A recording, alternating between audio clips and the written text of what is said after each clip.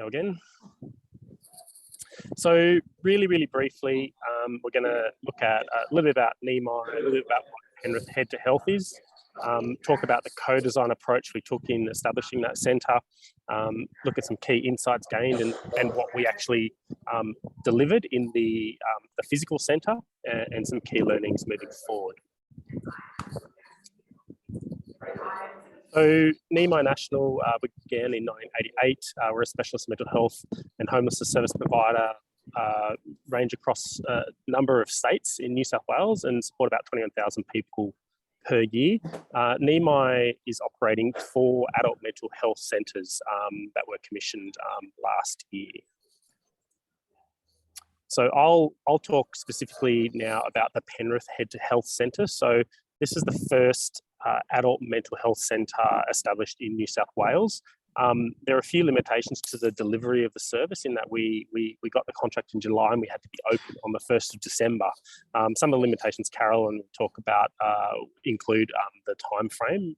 As we heard in earlier presentations, it's not really great when you have to rush co-design, and so we wanted to still look to see how much involvement we could have of people with lived experience into the design of the centre, despite that constraint. So that'll flow through the presentation a little bit.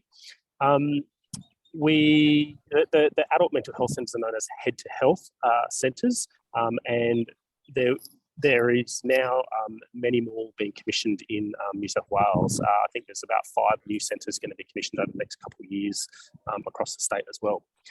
Some of the key features around the centres, particularly they're there to support people with mental health issues, people experiencing distress or experiencing suicidal ideation. They're trying to fill a gap where people who can't access the private system and maybe the threshold of acuity of their well-being is not high enough for the public mental health system, are falling through the gaps, and these services are targeting all of the population in between. They're meant to be a welcoming, low stigma environment, accessible building that's supposed to be co-designed locally. They operate extended hours. So in Penrith, we operate 365 days a year, 7 days a week, and our opening hours for people to walk in from 1 p.m. to 9:30 p.m. every day of the year. They're supposed to be free, be able to work with high distress as well, and high frequency of suicidality, minimal duplication of services across the area, and a really important aspect is no referral necessary. So people can walk in of their own volition, and that's in 6 months of operation, we've already found that's been a really critical change to the way services, the service offering in the area. I think it's over to you, Caroline.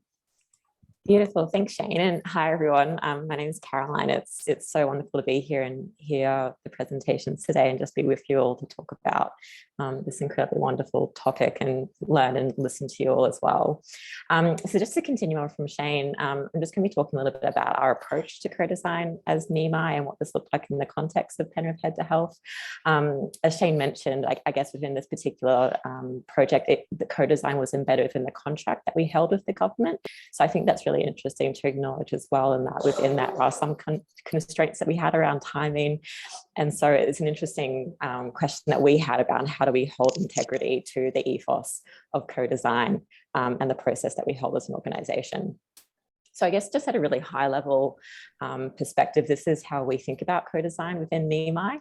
And I think what's so wonderful about today and kind of what I was really hearing in the beginning conversations is that, you know, there's many different ways of approaching co-design and not one way of carrying it out in practice. But I think that mindset and those principles and the ethos of what co-design represents really kind of flows through how we approach it. So that's something that we really hold close to what we do as well. And so we consider that mindsets and principles piece, as well as the design process that we hold and some tools and ways of working that really support participation. So in terms of that mindset piece, I think some of these have definitely been covered a bit earlier. You know, ideas around deep listening and power sharing, respect and inclusivity, really valuing the voice and leadership of lived experience, slowing down at best we can, and being flexible, iterative and adaptive to the group that we're working with and the communities that we're working with, are all things that we try to embody across all the work that we do. In terms of the specific process, at Neami, our approach to co-design is grounded in our practice approach, which is known as the collaborative recovery model. So the CRM is a collaborative, contextual and relationship-based model that aims to support the enhanced agency of people we work with to experience for them uniquely. So our co-design approach follows the CRM, but also overall design-based thinking approach on top of it. And so we have 3 parts to it. So the first phase is creating connections and coming to know what matters. So we bring people together to really explore the opportunity, the problem, to really come to understand what matters to the people that we're working with, to focus on relationship building, and develop a shared understanding of what's important and how we can work together. From there, we move to the second phase, which is coming up with ideas and deciding what to do. And this is where we spend time ideating, prototyping, exploring opportunities and ideas together. And then the third phase is giving it a go, implementing solutions and checking how we go. And that's that really adaptive element where we feed back and we review the process and shift and change where we need to be really responsive to the communities that we're working with. So these are really broad markers of our approach, and every process that we carry out in co-design is quite different and really responsive to who we're working with in the context of where we're working. But you can get a sense of like the process that we carry out. And then tools are just, the tools that we use to foster participation and collaboration, collaborative thinking. We have a variety of different tools that we use. And again, it's really responsive to the group that we're working with, but trying to stay true to that essence and those mindset pieces that we spoke about earlier. But in terms of Penrith co-design, I'm also conscious I'm talking quite fast because I want to make sure I get through all the content. But if I'm speaking too quickly, please wave at me and let me know, and I'll try and slow down as best I can. But as Shane mentioned, we went through a pretty rapid service design and establishment phase from June to September. And so we used a range of different approaches, I guess, to kind of feed into that first part of the co-design process to create connections and come to know what matters with the local community in the design and creation of the service. And so I guess within that, it was really important for us to understand the focus of the co-design and work with the community and the services and the different stakeholders, the PHN that we were working with, to understand what could genuinely be co-designed and what was perhaps more consultative, informative, for example. And so we spent time developing 3 focus areas that we felt like we could genuinely co-design with the local community. And so these was the purpose, so understanding what was needed to provide a positive experience at Head to Health for consumers and service providers, what the experience accessing the service should look and feel like. So really thinking through the location of the service, the internal design, as well as the external design as well. And then the service model, so how different needs can be addressed and supported at Head to Health, and the different ways of working within Penrith Head to Health as well, acknowledging there's quite a new service model that really blends clinical and non-clinical ways of working and what that looks like in practice from consumers as well as the staff in the service.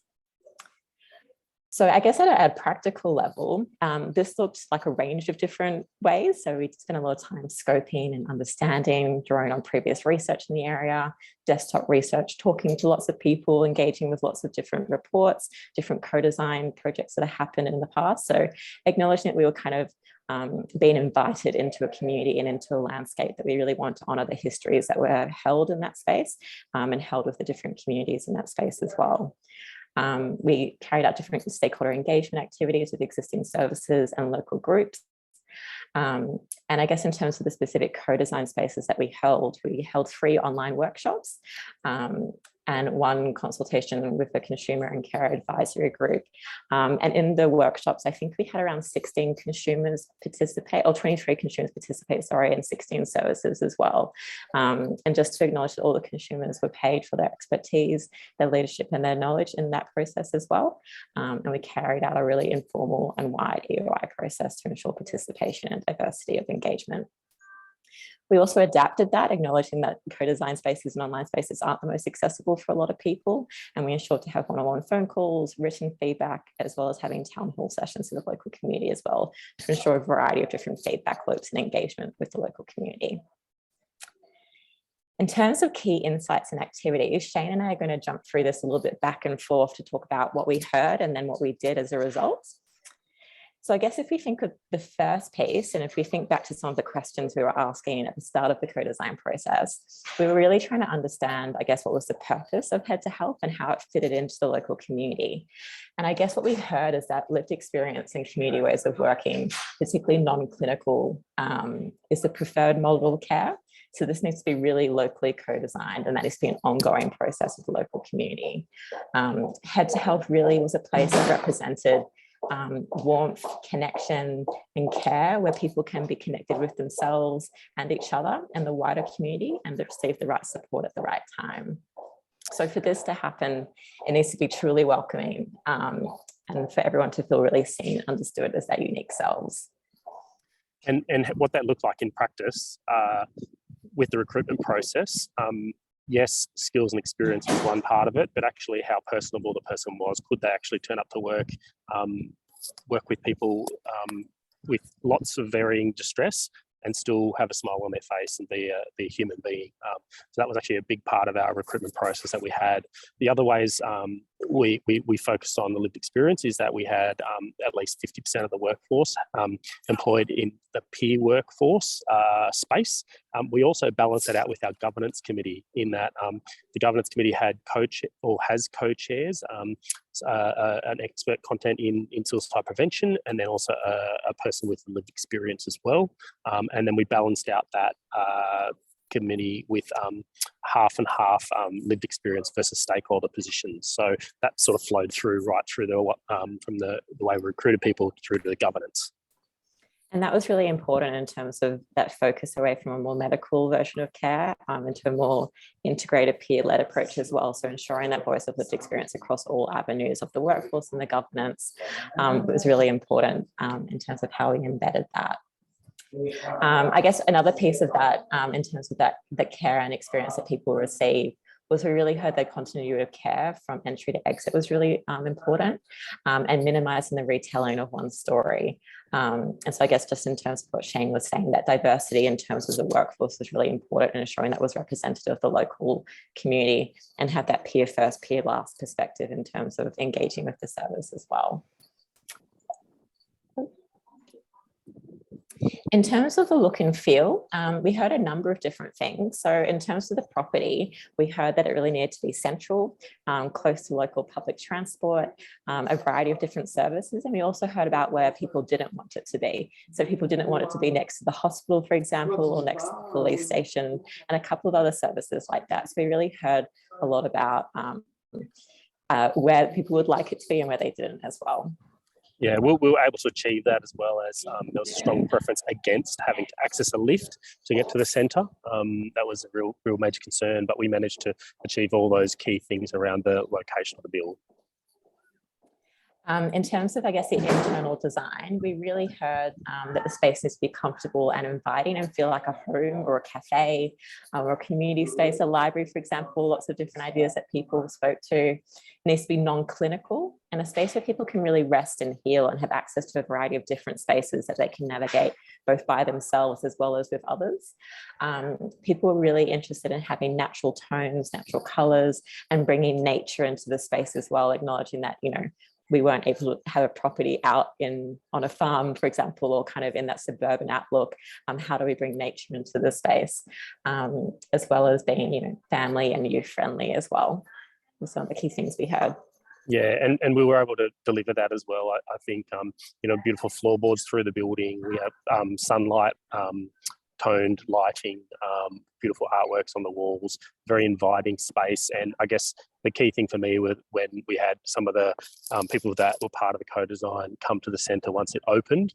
You know, the easiest way to describe it is, you know, the person said to me, he goes, "I can really see how you implemented what we actually said. That was all I needed to hear." So we feel like we did actually manage to achieve a lot of the choices that people were hoping for.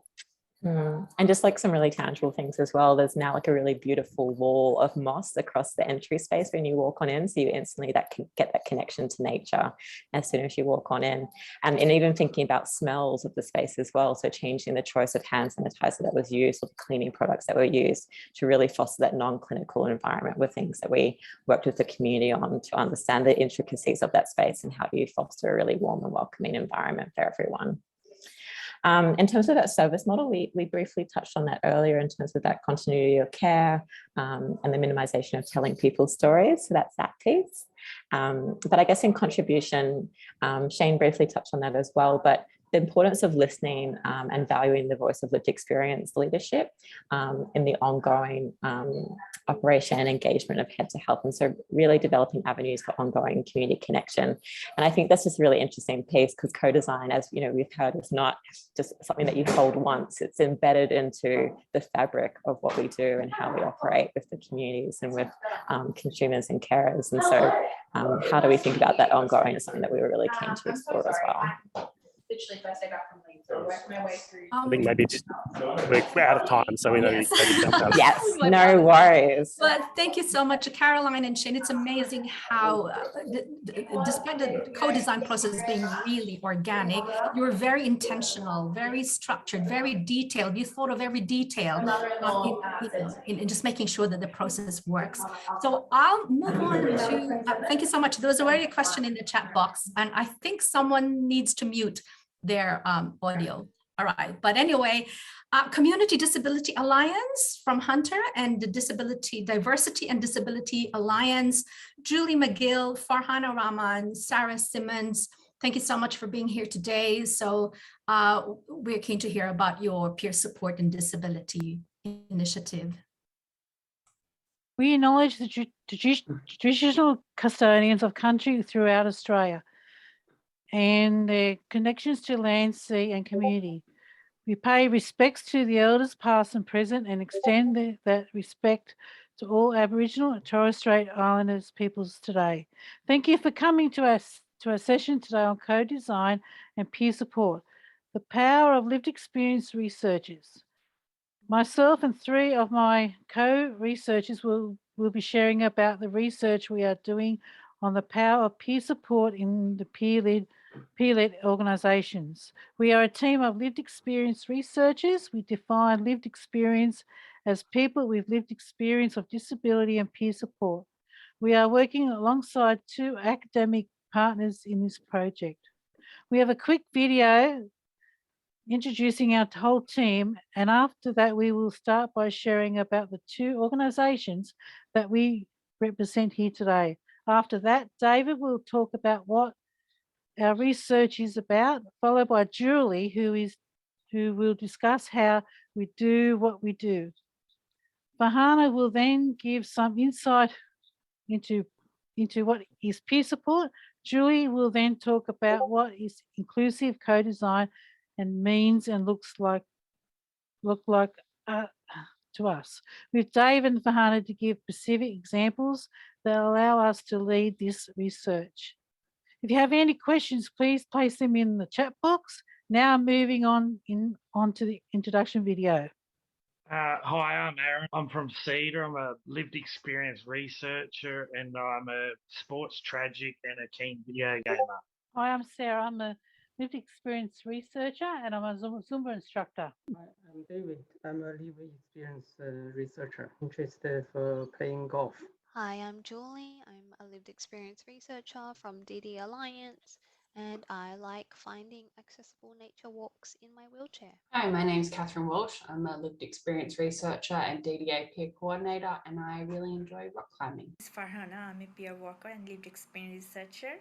I love traveling and trying different cuisines all over the world. My name is Julie Ann. I'm a living experience researcher and I enjoy doing puzzles. Hello there, my name is Owen Petty. I'm a lived experience researcher at CEDA and I really enjoy history. Hi, I'm Shaylee. I'm a lived experience researcher with CEDA and also the coordinator for CEDA's research team. I really enjoy photography. Hi, my name's Carrie. I'm one of the researchers on the team. I love cooking, all things Italian and bushwalking. Everyone, my name is Meredith Taverner. I'm from the University of Newcastle. My role in the project is to make sure that the ethics approvals and variations are in place and that progress reports are submitted. What are my hobbies? Mostly my dogs. Who is Community Disability Alliance Hunter? CEDA is a non-profit organisation which launched in November 2012. It's ran by people with lived experience of disability. CEDA is the first of its kind in Newcastle to support people in the disability community, and that's run by people with a disability. People with all disability can come together and speak their mind and have a voice. CEDA is important because they build confidence and leadership for people. Being part of the organisation means people with a disability are supported together as a part of the united community. CEDA builds the capacity of peers to develop, organise and lead peer groups to share their experiences and learn together. Now I'll pass it on to Julie to talk about DDAlliance. Diversity and Disability Alliance is a user-led organisation that is run by people with disability for people with disability from diverse backgrounds with support from families and allies. We value inclusion and a collective voice, choice and control.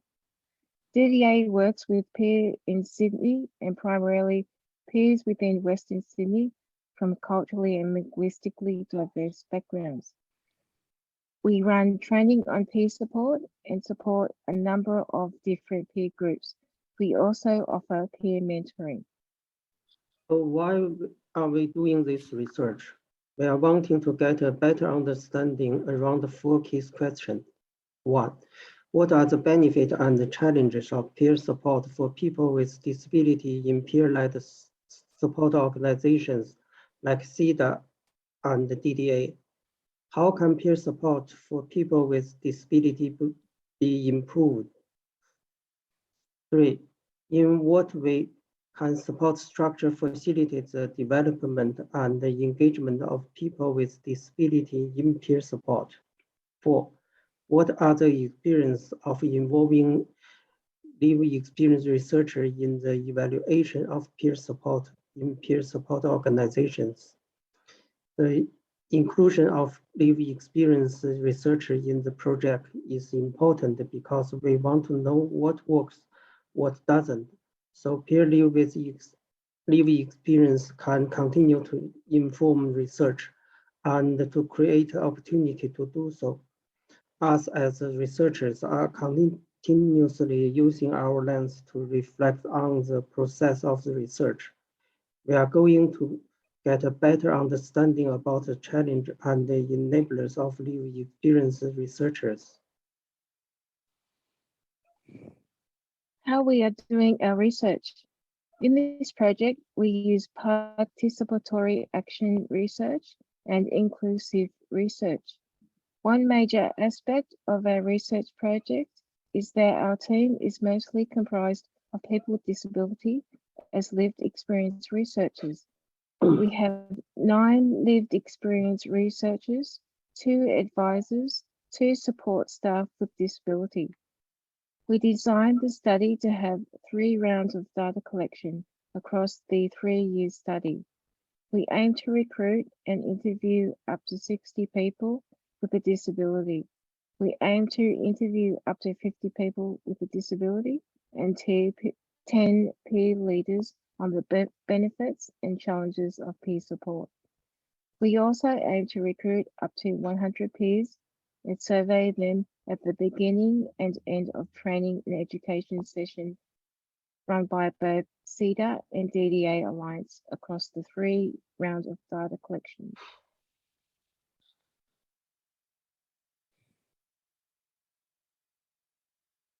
Hi, I am here to talk about peer support.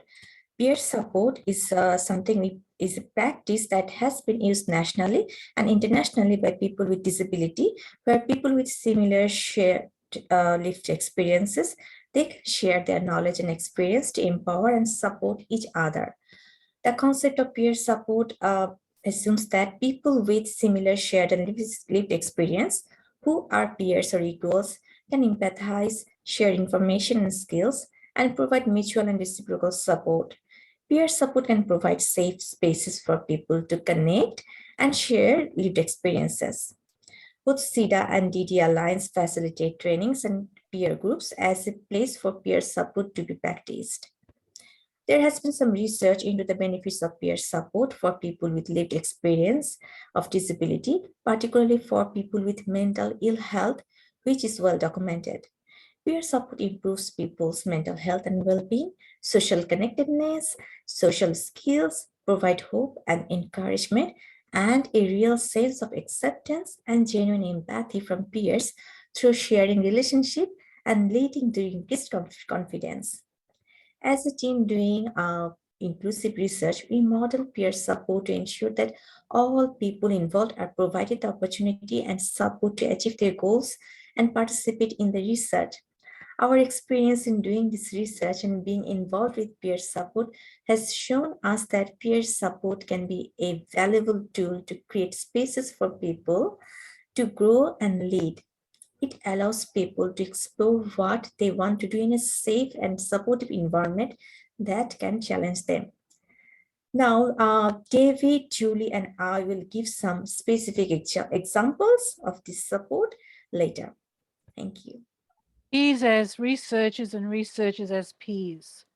For today, I refer nothing about us without us to give a voice to the idea that those who are affected by research have a right to influence what is research and how it is done.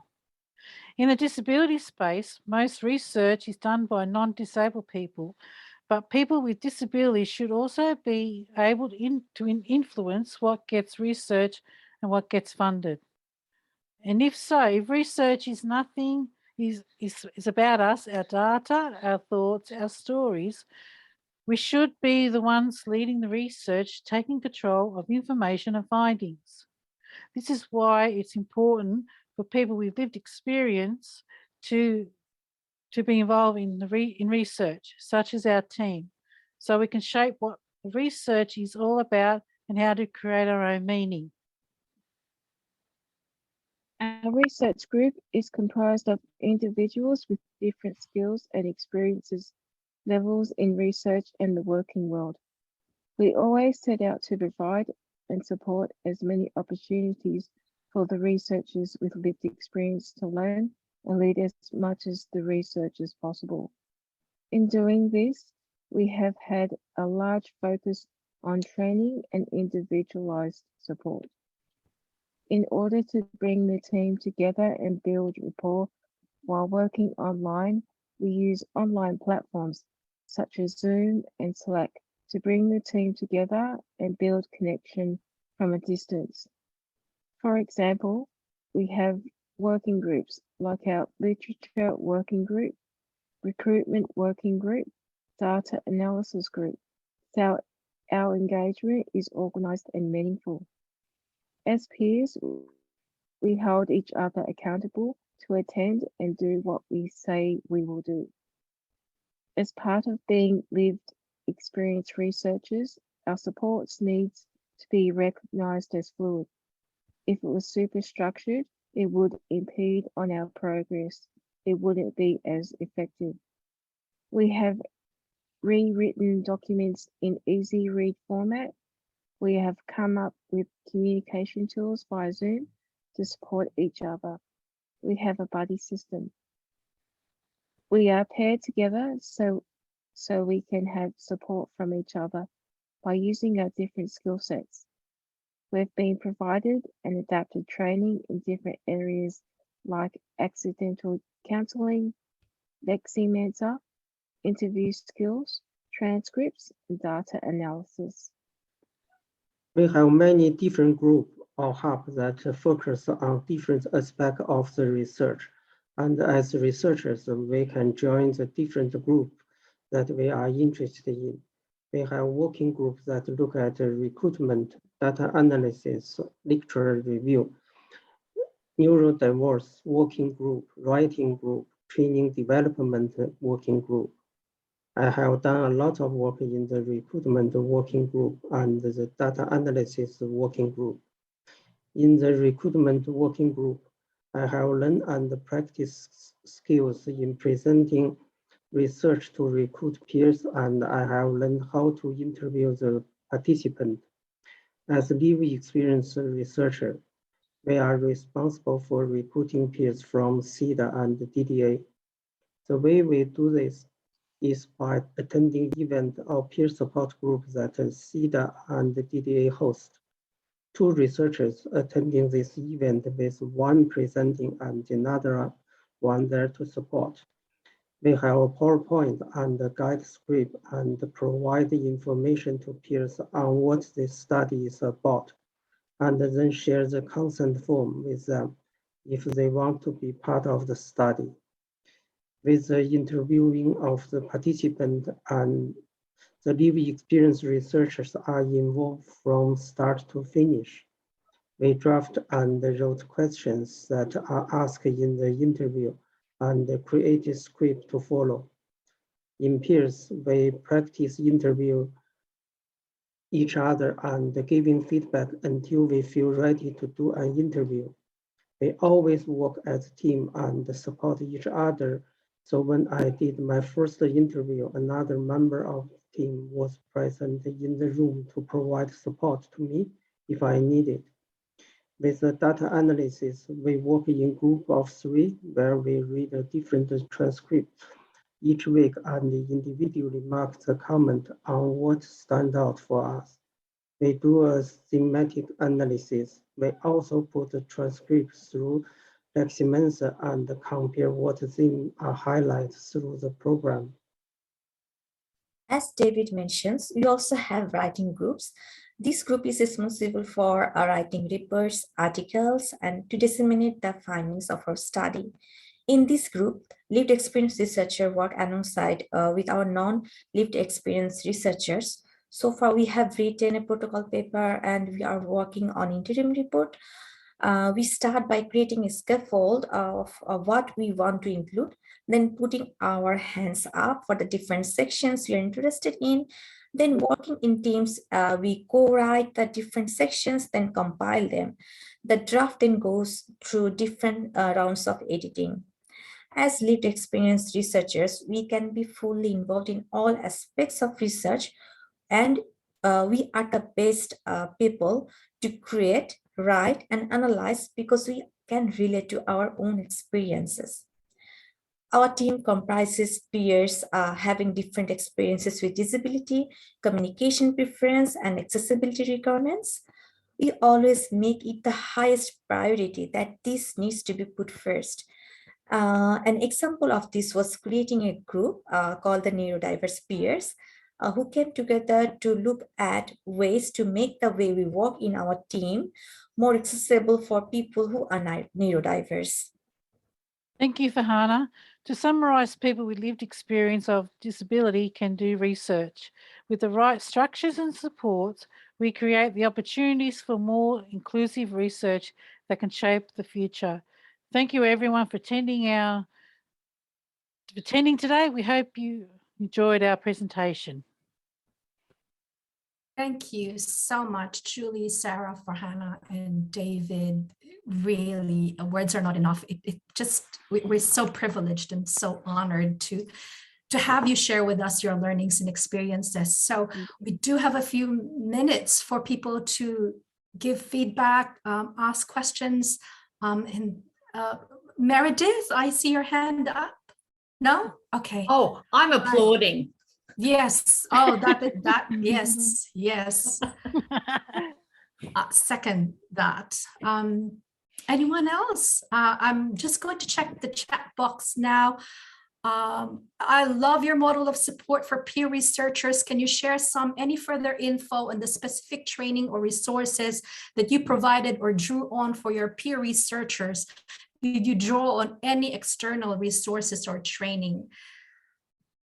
And that was from Rachel Dunn. Any specific training or resources that you provided? So I'd also like to ask permission from all the presenters to have your slide presentations in the PDF format available. If we can also upload them on the NCOS website, that would be great. Yes. Would anyone from the team like to answer that? Yes, I want to share something. Actually, we have the peer mentoring training, and we have so many skill development sessions, and it's based on our research. The training is given to us based on the requirement of the task. So it's like sometimes we have got the external, as for example, for DDAlliance, when we have the peer mentoring training, we got some external, and we have external counseling sessions. There we also have some external who helped us, who trained us ourselves up, and we can explain what we are looking for, and based on our needs, they just organize all this, all the training contents and materials. So it's like based on our needs, they just organize ourselves to develop our skills all together, and just to so that we can be involved in all the activities, and particularly all the activities can be connected to the research. So we just try to explore, still we are just exploring, and what can do best, and what work best, and what doesn't work. So in that way, we just try to help and support each other.